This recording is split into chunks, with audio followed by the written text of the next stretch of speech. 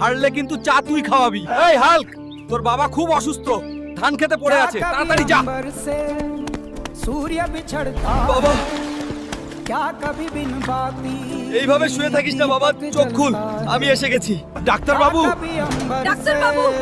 দয়া করে বের হন, আমার বাবা খুব অসুস্থ, রোগীর অবস্থা খুব খারাপ, এখনই আইসিইউতে নিতে হবে।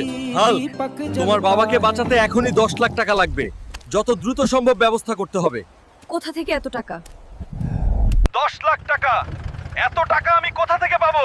শুনুন শুনুন, আজ বিকেলে বটতলার মাঠে মহাকুস্তি লড়াই।